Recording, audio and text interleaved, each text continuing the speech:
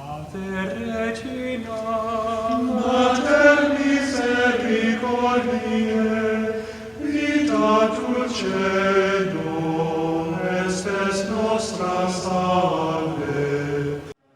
The Lord be with you. A reading from the Holy Gospel according to Luke.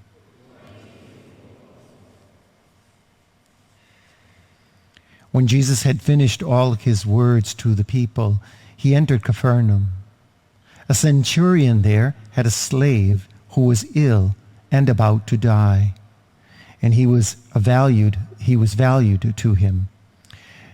When he heard about Jesus, he sent elders of the Jews to him, asking him to come and save the life of his slave. They approached Jesus and strongly urged him to come, saying, "He deserves to have you do this for him. For he loves our nation, and he built the synagogues for us." And Jesus went with them.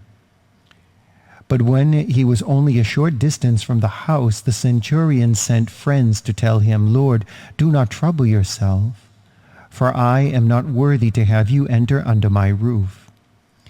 Therefore I did not consider myself worthy to come to you. But say the word, and let my servant be healed. For I too am a person subject to authority, with soldiers subject to me. And I say to one, go, and he goes, to another, come here, and he comes. And to my slave, do this, and he does it." When Jesus heard this, he was amazed at him, and turning, said to the crowd following him, "I tell you, not even in Israel have I found such faith." When the messengers returned to the house, they found the slave in good health. The Gospel of the Lord.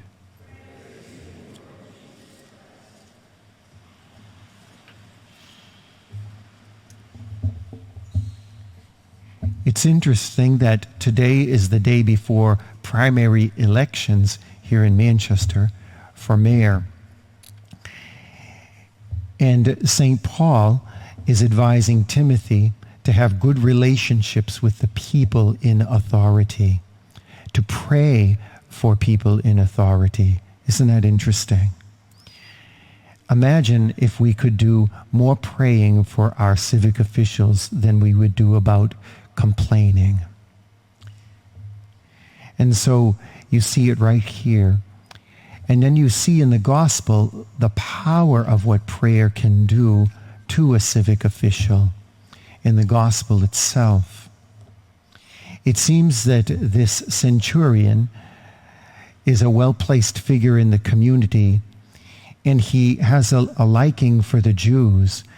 But that liking probably came because the Jews were praying for him, and they endeared themselves to him.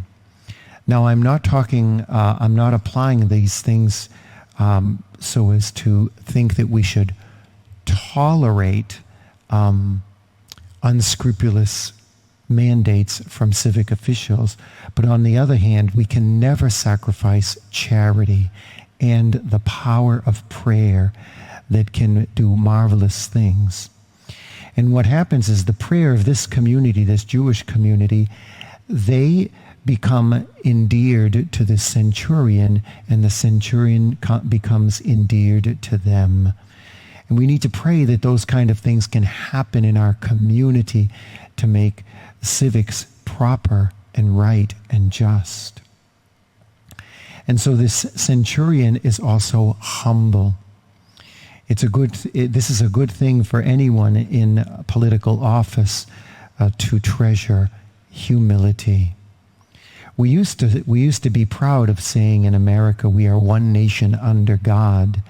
Now we have a lack of humility at times, and we feel that God is not necessarily present, or does he have to be? We have everything well under control. And notice how that's working for us these days. And so this centurion, he is humble. He's humble enough to say, I'm not worthy.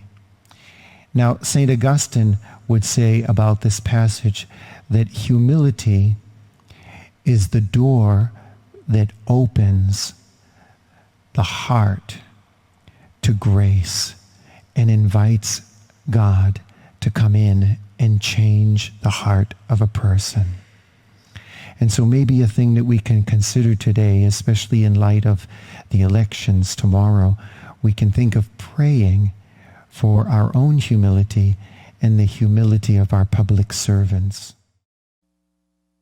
Regina Celi, letare, alleluia, qui aquam meruisti portare, alleluia, resurrexit sicut dixit, alleluia, ora pro nobis Deum, alleluia.